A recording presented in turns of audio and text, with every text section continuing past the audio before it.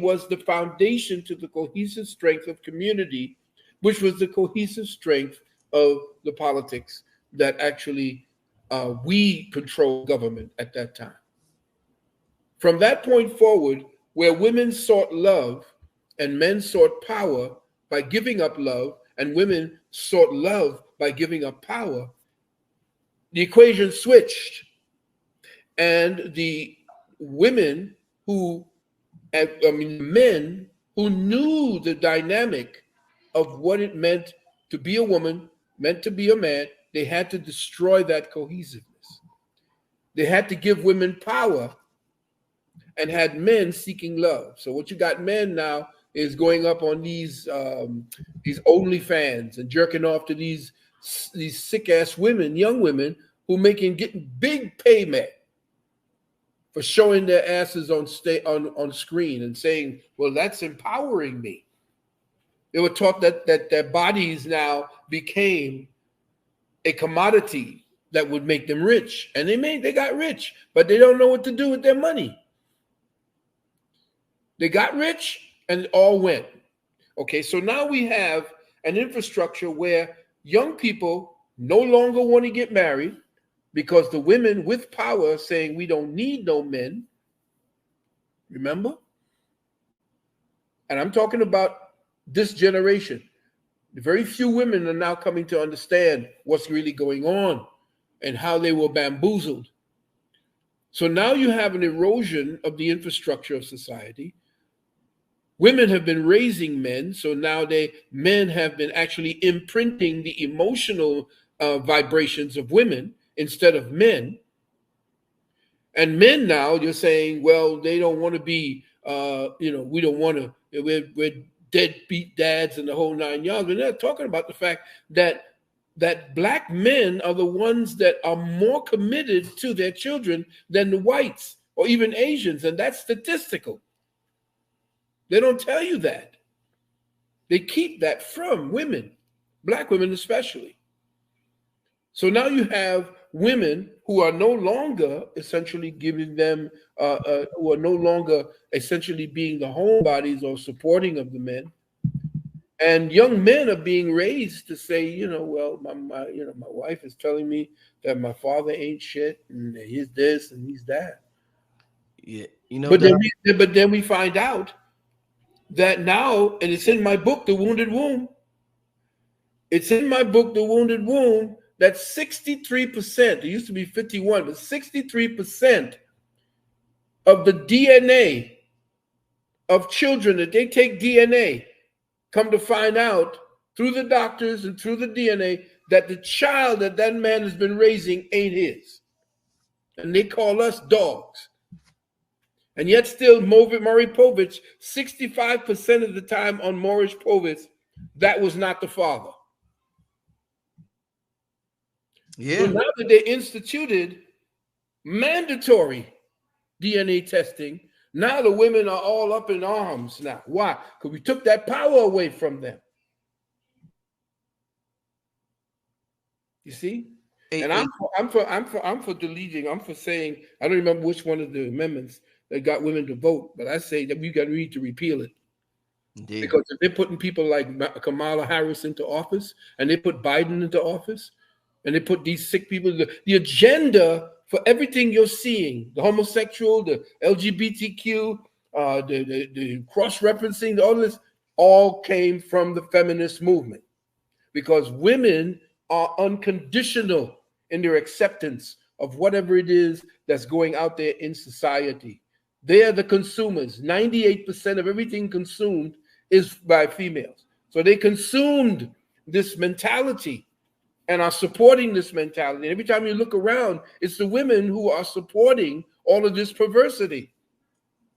The men are the ones that's become conservative, and the women have become super liberal now. Not all, though. A lot of them beginning to see just how sick the society has become based upon how feminism has perverted it.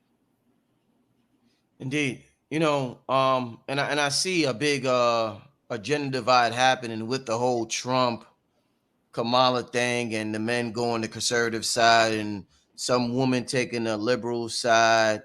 And do you feel as though because a lot of, the same way we criticize Kamala, and a lot of people will criticize, I've heard people criticize black men, and for, it's almost as if people feel as though it's almost as if black men look at Trump as like their master, like their savior. We have other people on the ticket, whether it be Robert Kennedy Jr., whether it be Cornel West, but there's something about Trump that it's almost as if people feel black men, and I can see their point. I can see their point. They feel as though black men just want to defend him no matter what he does. It's cultish. What would you say about Trump's cult-like following, and why black men have gravitated toward that cult-like following? Well, you got to look at the fact that black men, if they're logical thinkers, would see exactly what happened over the last 4 years and know exactly what was not told about Trump back in the days when he was a Democrat. And they go back to that thing about the Central Park Five, when he said that they should be A, B, and a third, and they should be hung or this. He was actually being fed information from Democrats and the lawyers who told him what it is that they saw and heard from the community. So he was just going with what it is he was told by black people. So now you have a man that actually was the person who quietly invited Whitney Houston to Mar-a-Lago to dry out and to rehabilitate. Quietly invited his house for her to come and heal. Quietly, he was the one funding Jesse Jackson. That's your racist right there. Back in the day when Trump was not running for politics, he was a black-white man. Everybody loved Trump. They put him in his music, in music videos. They knew what his appeal was in the black community. They had to kill that. Black woman living inside of his Trump Towers, sleeping in the Trump Towers. His security saying, hey, this woman been in here now, we need to kick her out. He said, nah, don't kick her out. Get her a blanket or find her a place where she can be more safe. You didn't hear about that one.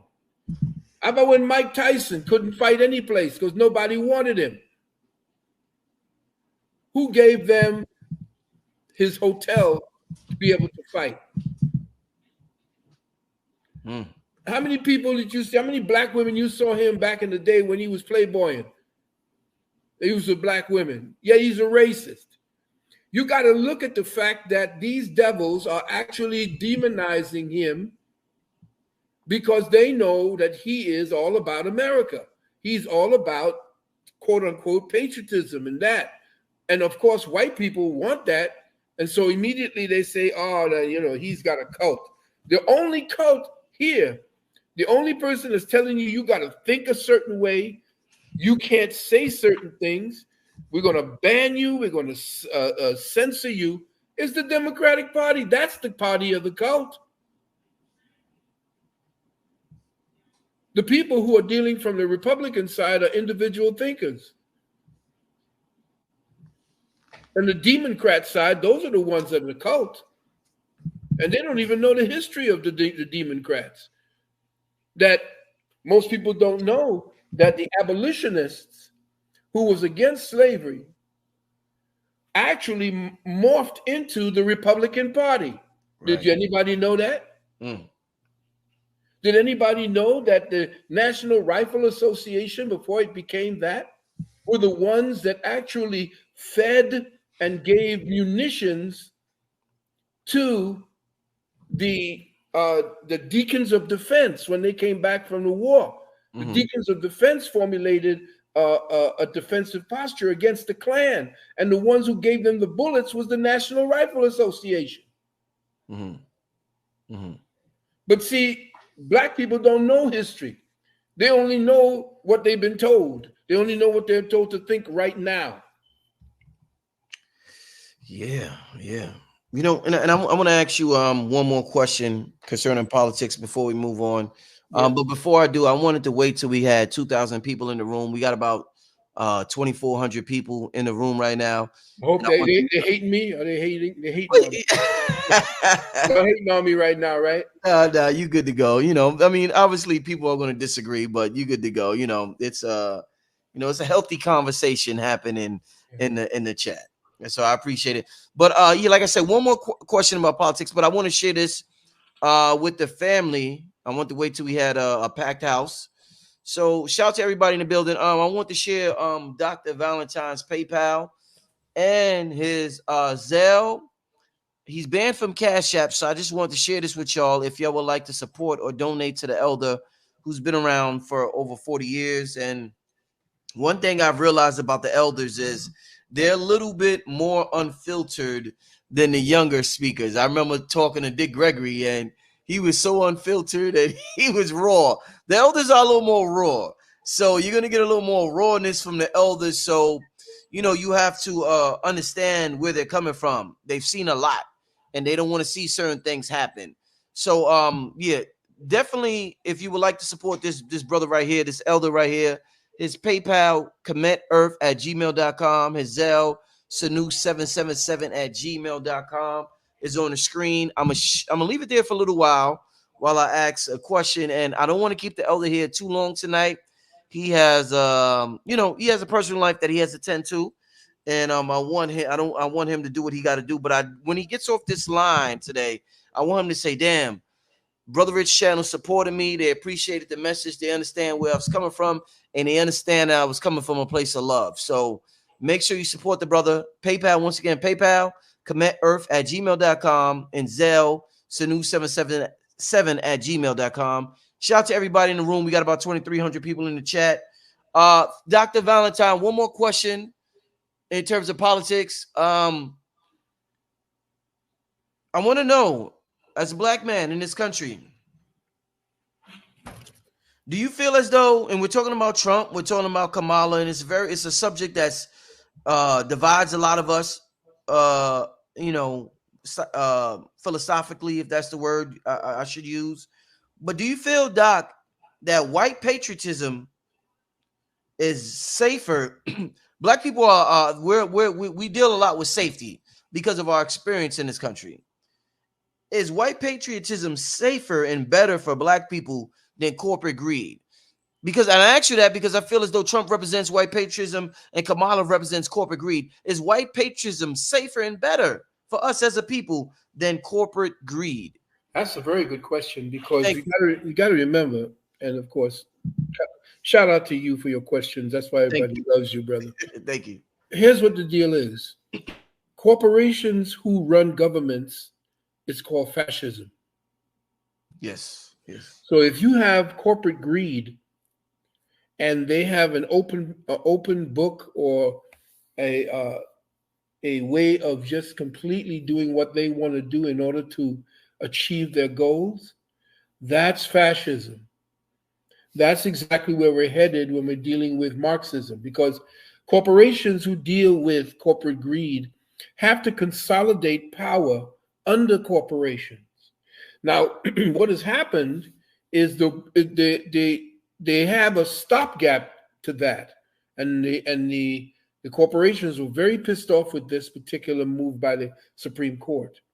The Chevron deference doctrine. Look that up. Chevron, Chevron, deference doctrine. The Chevron deference doctrine repealed or rolled back the power of the corporations to dictate law. So what they had for the last, say, 60 years was that the Supreme Court made it so that corporations could then set the rules for how people participate with that corporation if they wanted to be employees. So they had to have the vax.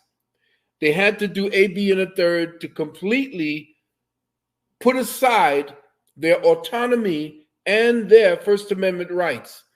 So the courts gave the corporations the ability to dictate law that was not made by the Congress.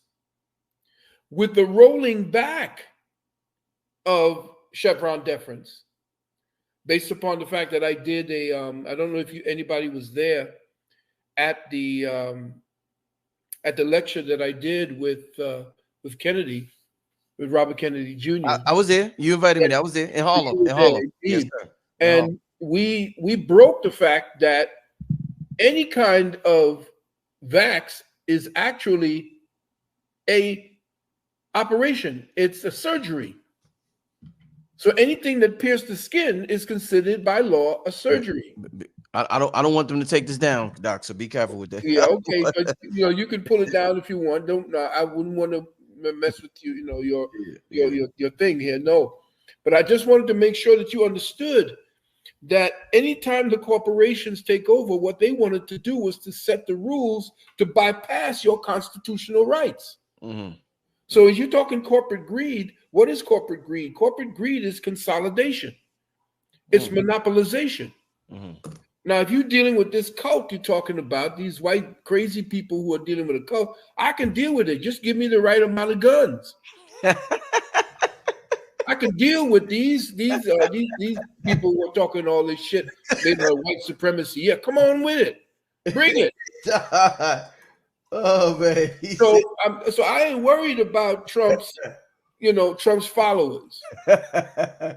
I'm worried about the people that's going to give jobs to my people, right, and tell them they have to come with my rules and regulations and be damned with your First Amendment, Second Amendment, Third Amendment, Fourth Amendment, and Fifth Amendment rights. Mm-hmm.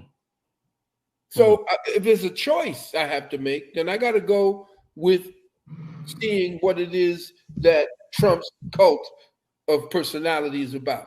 Otherwise, if I'm dealing with Kamala and the corporations, I have billions of dollars like these black, what's the name? This corporation called Black something. They own damn near everything. BlackRock? Is it BlackRock? BlackRock, right. Yeah. They got BlackRock, which is a coal, which is again carbon, but BlackRock essentially is running everything. They're running, they're the ones suppressing XRP. They're suppressing everything. And also there's they came up against the Novatech. So if you want to join the Novatech, for those of you who were on Novatech and have not gotten any satisfaction, just let me know. Hit me up on my Sanu 777, and I will forward the that was given to me by my attorney. I will forward the class action suit that they have against them, and you can join the class action suit to get your money back. Okay, that's just to let you know, just to answer that question. And Doc, I'm going to get to a couple of questions before you get out of here from the people, but I want to ask you this last question since you brought up, finances and money. Yeah. What a lot of people, it was predicted this year was going to be a huge explosion in the cryptocurrency market. Yeah. And Bitcoin was going to go to 100K, and yeah, there's going to be so much happening in crypto. I seen Bitcoin did rise. It went from about, it did go up to about 60. I think it's at 57,000. 67,000. Yeah, but it didn't go where I seen a lot of people predicting it was going to go to crypto market. Right. Has things changed in terms of the future? Because things are moving so fast. Yeah. What's going on now at this point with cryptocurrency, Bitcoin, and everything? Has things changed, Doc? Prices are being suppressed because those who are in charge are gobbling up all of what it is that's going to be of worth in the future. BlackRock has bought out and are going to use, they want to buy out the last vestiges, the last amount of Bitcoin, so that they can manipulate the market through the Treasury and through the Federal Reserve. Crazy. So BlackRock wants that. As far as Ripple is concerned, when you're dealing with the XRP, they are purposely suppressing that price. Every now and then, if you look on the private side, which is a glitch that comes up on this on the radar, you'll see the real price of XRP, which is like 12,500, 65,000, 50,000 per coin. But when you come back here to America, where it was created, you got the Congress, you got the SEC, and you got the Khazarian mafia who's running it all, making sure that they suppress the price, because that would then free everybody up from the system they put in place back in 1931. So the suppressing of the price and making sure that they gain control of the cryptocurrency market and gain control of the blockchain, so that they can control the private enterprises that would go on between you and me. There would be no middleman.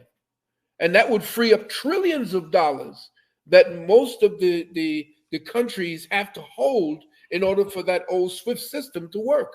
Right. The SWIFT system works based upon you holding a collateral, so that if I want to go ahead and send money to Switzerland, for example, they have to hold on to a certain amount of money to make sure that that transaction that I make to send money from the dollars to the Swiss franc, that money that the Swiss bank is holding has to be the collateral that ensures the transaction takes place. When you get off of all of that, the money comes back to you. Trillions come back. And those who control that SWIFT market may have to make sure that that does not happen, because they lose. They pimp money. The fact that it takes 6 and 7 days before you get your money, 3 and 4 days before you get your money. Same thing with Bitcoin. You Bitcoin, you buy something for $65, you're paying $100 in electrical fees. So the $65 is $165. So all of that goes once this new blockchain situation sets up, and they've been using it overseas. Wow. Jeez. Yeah, leave some questions in the chat. I want to get to a couple of questions from y'all. I'm not going to keep Doc on here too late tonight. It's already 10 o'clock. Good. Don't worry about it. I like talking with you, my brother. You have no idea. I want to ask you this before we get to a couple of questions from the family. You know, a rapper just passed away, made a transition. His name was Rich Homie Quan. They said it was an alleged overdose. Some people are speculating whether it was or whether it wasn't. But we've seen a lot of drug overdoses with rappers, and not just rappers, actors, fentanyl, and just people in general in the last couple of years. I also noticed, I was talking to Red Pill, and I heard Red Pill talking on his broadcast recently about out of whatever hell that this society has placed their current mindset in. This is to escape. It's not to act. Usually back when you use peyote, mescalito, and you use the ayahuasca, these were ways for you to help transcend the physical body, so that you bring back knowledge that you use on your journey while in this meat suit, while you are in this avatar that the Most High created for its own experience of itself. But so now what the plants were saying to the shamans and to the elders and to all of these people dealing with Obia and so-called Voodoo, these were the people who were speaking directly to nature. Right now, the reality that we had struck between nature and us was a direct connection, a direct relationship. But in comes this European who essentially does not have the ability for a direct connection pineally or spiritually to the technology that nature is. Because nature is a technology. It's a higher form of technology because you have to interface with it through your spiritual body. Because he can't do that, and because the information that was given to us as melanated people came directly from the plants. How did they know that the ayahuasca needed another particular plant for it to work? Because the ayahuasca told them that. How did they know about it? They tried this, they knew what it, they understood, because thousands and thousands of years. Remember, we didn't come from 6,000 years ago, but we were here for hundreds of thousands of years. There's so much evidence of us buried in the oceans, buried underground, that this white man is finding. Remember, I told you, Everywhere the white man digs for evidence of his own beginnings, the blacker the planet gets. Yeah. Yeah. Exactly. Remember? And so what's happening is, because we are no longer in charge of that particular technology, the European now has created a visceral or a extension of his own mind through his own interpretation of what he calls technology. Everything is to enhance what his melanin can't do. His melanin cannot interface with spirit. It cannot know God directly. You can. So he has to know God indirectly. He has to learn how to dance like you, because your dances are in a specific rhythm that's embedded in your DNA. The dance was your way of connecting. That was your Wi-Fi. Woo, talk to me, Doc. That was our Wi-Fi. Yes. What you talking about? You look at the African dance. Oh, man. Our Wi-Fi. You look at the brother that they showed you, the brother who's the Ijiji, who dances like the... Yeah, I seen it. I seen it. Yeah. Who you think he's tapping into? The bird that does that, the bird of paradise, does the same thing he's doing. You don't have the ability. That's why interfacing technology with him is to put on an exoskeleton. That's why Iron Man is so big. Because he's a weak little piece of shit until he puts on his technology. Look at Tom Cruise.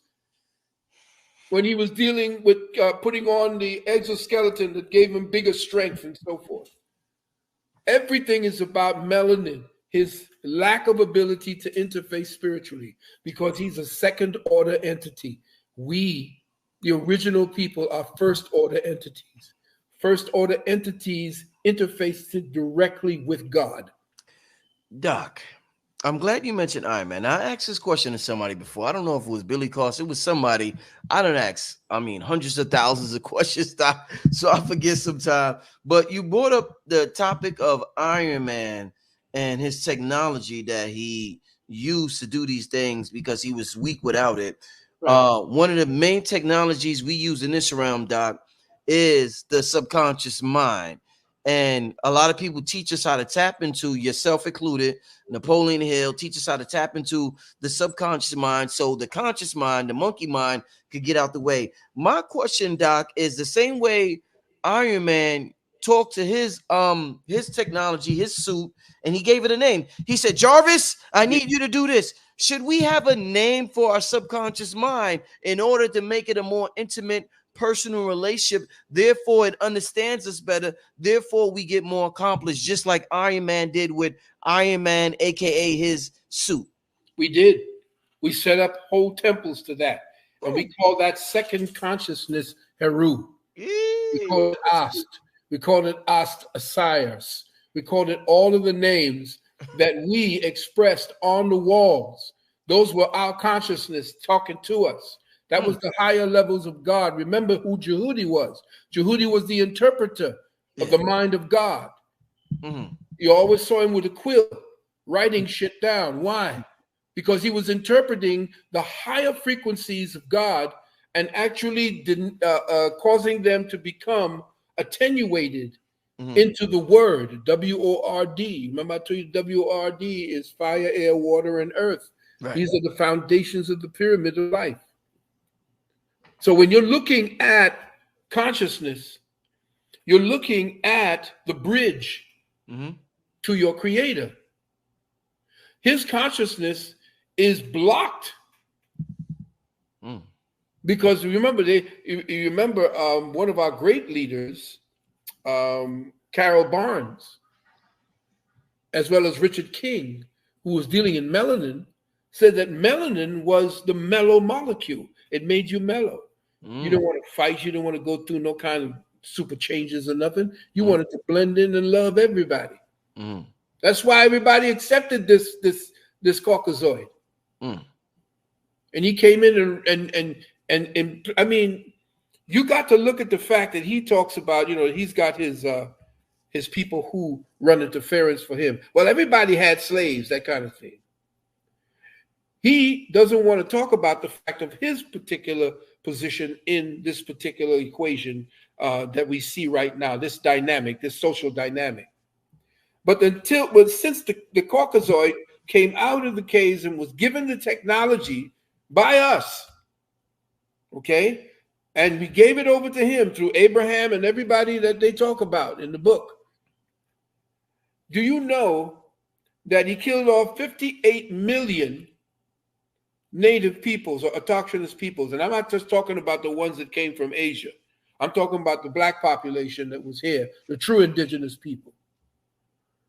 He killed off something like 18 million in World War I and 80 million in World War II. Europeans killed. Let's not even talk about King Leopold, who killed 50 million Africans. And yet still they're telling you that Hitler was the one that's the most heinous. This white man is about a death cult. That's all he knows. Even the woman, what's her name? I forgot her name. She said that the white man didn't ever bring a damn thing to civilization. He never even brought religion. Matter of fact, everything that they're worshiping now, this Jesus the Christ and the whole 9 yards, was a black religion. They had no religion. You are the ones that are the saviors of humanity, and they fear that because they would no longer exist. Their whole mentality would die, and that is what you see today. Everything about what the European brings is a death cult. And the only time that you see the peace that they're having is because their people who are benefiting from it are saying, you know what, it's enough blood. I'm tired. Let me put my sword up